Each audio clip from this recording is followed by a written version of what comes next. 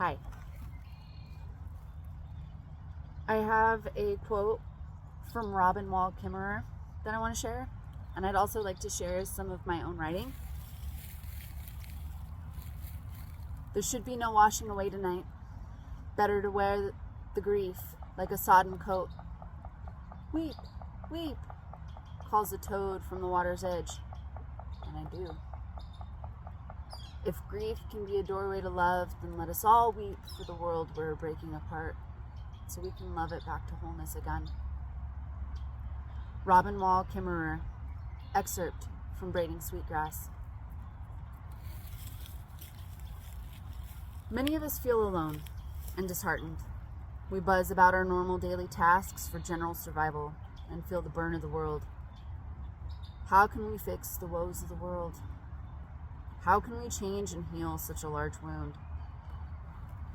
The simple answer is that we can't. Our reach isn't far enough, our resources are few, and our hearts cry while we go about the motions that we've been convinced are life. The answer is that we need to remember to come together. We need to remember that we are a keystone species. We need to remember what community looks like and foster those connections. This may look like saying hi to a neighbor when they're outside. This may look like noticing when there's been little rain and setting out water with clean stones in it. This may be as simple as sitting in a space, putting your feet in the dirt, breathing, and listening. Any form of connection makes ripples.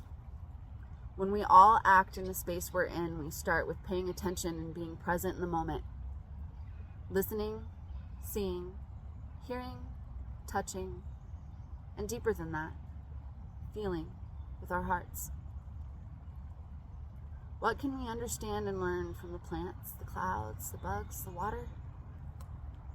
The presence is like using a muscle that's been atrophied. But I feel we all have ancestral knowledge in our bones.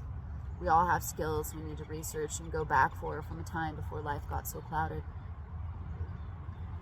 If we can make even the smallest of ripples, they will spread, like a rainstorm soaking the earth and awakening life. We just need to pick one thing we can do to break the monotony.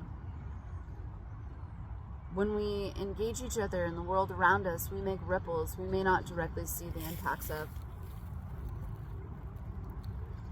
I know it's scary and hard to put ourselves out there,